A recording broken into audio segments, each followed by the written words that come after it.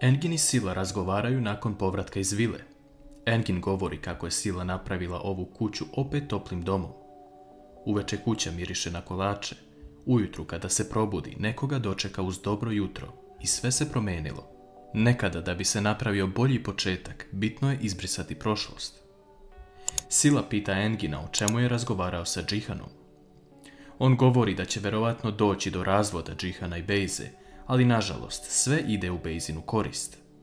Jedini način da se to popravi je da nađu veliku manu kod Bejze, nešto što je učinila, što je nemoguće oboriti na sudu. Sila odlazi u svoju sobu i uzima vizit karticu doktorke kod koje je Hančer išla na vantelesnu oplodnju, ali po predlogu od Bejze i Mukader. Sila je čula danas od Engina da je slučaj zatvoren. Ona se pitala šta se desilo, a Engin joj je rekao da su Džihan i Hančer odustali od tužbe jer je ta doktorka radila loše stvari, ali niko ne zna da je Bejza upetljana u to. Sutradan ujutru, Derija je veoma srećna i raspoložena. Ona odlazi sa osmehom kod Engina, govoreći da je došla kako bi joj se pružila pomoć.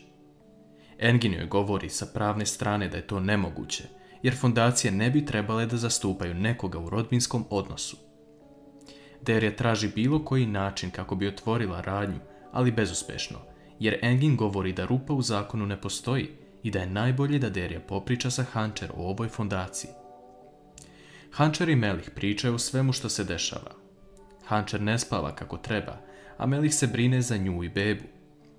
U jednom trenutku neko zvoni na vrata, a Melih silazi da otvori. Na vratima se pojavljuje Mukader, koja želi da popriča sa Hančer na 5 minuta. Hančer silazi jer je čula da je to Mukader. Mukader govori da je pričala sa Bejzom i jedini način da se vrati sa detetom kući je da popriča sa Hančer. Melih govori da su oni zatvorili ovu temu i neće se više mešati ni u šta, ali Mukader tada povisi glas, govoreći da će se Hančer odužiti zato što je razdvojila porodicu. Hančer priča sa Melihom o tome kako je Mukader u pravu i da će otići da uradi ovo, ali da se posle toga više neće mešati. Melih odvozi Hančer do mesta gde Bejza boravi i sačeka je. Hančer se ne zadržava previše kod Bejze, a kada je Melih pita šta je Bejza tražila, Hančer mu govori da ne može ni da zamisli. Mukader odlazi kod Džihana u kancelariju, govoreći mu da je danas pričala sa Hančer o tome kako treba da ode kod Bejze. Džihan se ljuti na svoju majku jer misli da svi hoće da ga izlude i da to nije pravilno uradila. Fadime ubrzo dolazi i govori Džihanu da su Hančer i Melih u vili i Hančer želi da popriča sa Džihanom. Džihan i Hančer ostaju nasamo u kancelariji i on se izvinjava što je Mukader došla na vrata i uznemirila je. Hančer govori da ona došla ovde kako bi ispunila svoj dug porodici koju je razdvojila i prenosi šta je Bejza rekla. Bejza je rekla Hančer da prenese poruku Džihanu, da želi da Džihan dođe sa Hančer kod Nusreta i Bejze i da je zaprosi na tradicionalan način. Bejza želi da manipuliše i sa Džihanom i sa Hančer i to je jedini način da vidi da li Hančer zapravo nije stalo do Džihana. Džihan ne želi ni da čuje za to, jer ne želi da se Bejza igra sa njim na svoj način. Hančer govori da on to mora uraditi zbog deteta, ali ona tada izlazi. Mukader dolazi u Džihanovu kancelariju i pita ga šta je Bejza tražila. Džihan joj govori da ona želi da Džihan dođe sa Hančer da zaprosi Bejzu, a to sve sluša Gulsum. Mukader govori Džihanu da je Bejza povređena žena i sada traži spas, te da bi svako ovako postupio.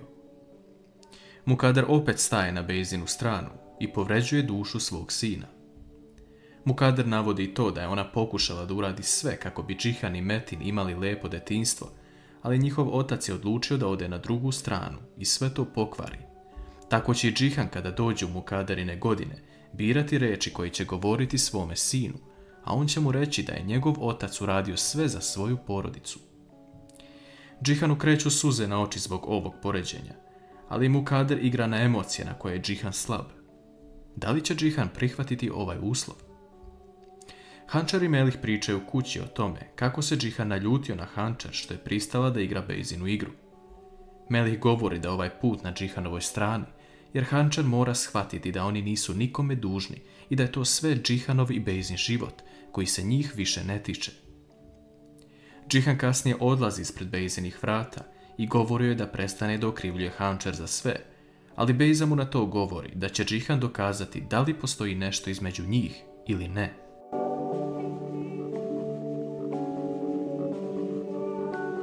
Melih razmišlja o tome kako da opet bude sa sinem, jer mu je to najveća želja, ali ne može ostaviti Hančer pred kraj puta. Hančer govori da mora ići u firmu da završi neke papire, ali tada na vrata neko zvoni. Hančer silazi ispred sebe ugleda Gulsum, koja prenosi Mukaderinu pozivnicu u vilu. Hančer dolazi u vilu i seda ispred Mukader, koja joj govori da se prijatno iznenadila, što je Hančer uopšte pristala na ovu ideju. Mukader navodi to da je ovo jedini način da se dokaže da Hančer više nema ništa sa Džihanom, ali da dokaže svom mužu da mu je odana. Džihan još uvijek priča sa Bejzom i na kraju je pita da li je to njena posljednja odluka, na šta Bejza govori da jeste i samo se tako mogu pomiriti i živjeti zajedno kraj deteta. Džihan razmišlja o svemu i odlučuje da to uradi. On će otići da zaprosi Bejzu. Bejza se vraća kući kod oca i govori da je ovo njen najsrećniji dan i da večeras Džihan dolazi sa porodicom i Hančer da je zaprosi na način kakav dolikuje. Nusret ne može da veruje da je Bejza ipak uradila sve kako treba kako bi dobila Džihana, ali vidjet ćemo kako će ovo zapravo proći. Vidimo scenu gdje se Sila lepo oblači i odlazi ispred doktorke koju je Bejza predložila Hančer za vantelesnu oplodnju. Sila se lažno predstavlja govoreći da je dobila vizit karticu od Bejze i da želi da se rađuje sa njom, ali da to niko ne sazna. Doktorka govori da ne zna šta ona priča, te izlazi napolje. Po izlasku napolje ona zove Bejzu govoreći da joj je došla neka žena koja je rekla da je dobila vizit karticu od Bejze. Bejza se začuti zbog ovoga jer zna da nikome nije dala podatke, te zove doktorku da se nađu sutra posle podne i da popričaju ko im to radi iza leđa. Sila je na korak da sve otkrije. Hančer dolazi u kompaniju i tamo vidi Jigita koji nosi jedan prelep buket cveća koji je Džihan naručio. U kancelariji Engin govori Džihanu da treba dobro da razmisli o ovome i da postupi mirno i staloženo. Ali Džihan je već odlučio i shvata da Bejza ovako vraća Hančer za sve. Hančer zastaje u hodniku dok Jigit ulazi u Džihanovu kancelariju, ali Džihan u tom trenutku vidi Hančer kod vrata i krene ka njoj, govoreći da dođe da popričaju. Hančer ulazi u kancelariju i ostaje nasamo sa Džihanom. On joj govori da se odlučio za ovo i da bude spremna večeras u 8 sati. U tom trenutku Džihanu zvoni telefon više puta i on se javlja ljudima preko kojih organizuje sve najlepše poklone za večeras. Hančer deluje malo ljubomorno i žao joj je što se ovako dešava, jer još uvijek ima osjećanja prema Džihanu, ali da li će večeras sve proći kako treba? Uveče se svi spremaju da krenu u goste na prosjedbu.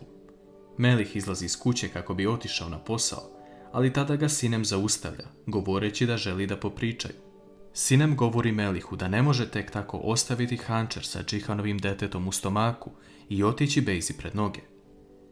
Melih govori da Hančer niko ne može ubediti u nešto što ona ne želi i da bi napokon ostali trebali gledati svoje živote. Melih navodi to da bi sada najradije uzeo Sinem za ruku i otišao, ali Sinem mu govori da sada nije vrijeme za takvu priču. Sinem odlazi, ali Melih neće odustati od nje. Hančer dolazi ispred vile i kreće sa Mukader i Sinem kod Bejze sa poklonima. Oni ulaze u kuću i sve izgleda kako treba, ali samo Džihan fali. Jigit zvoni na Bejzina vrata i govori da Džihan poslao i prsten u kutiji. Bejza uzima prsten i stavlja na sto, govoreći da su ovo svi sigurno znali. Nusret zove Džihana, a Džihan mu govori da ga stavi na zvučnik kako bi ga svi čuli. Džihan se obraća Bejzi, govoreći da je sada sve urađeno kako je htjela, to jest da bude kao i na Hančerinoj prosjedbi. Dobila je prsten bez mladoženje, a sada je na njoj da razmisli da li će biti kao Hančer ili ne. Bejza poludi nakon što ovo čuje i počinje sve da okrivljuje, ali najviše Hančer. Hančer govori da se nije mešala ni u šta, već da je samo došla da ovo uradi zbog deteta. Hančer i Sinem izlaze napolje, a Mukader govori Nusretu da će Džihan sve uraditi kako bi dobio svoje dete nazad i da Bejza dobro razmisli da li će prihvatiti brak na ovaj način ili će ići sa Džihanom na sud. Čeka nas još zanimljivih dešavanja u seriji, A kakvo je vaše mišljenje nakon ovog Džihanovog poteza?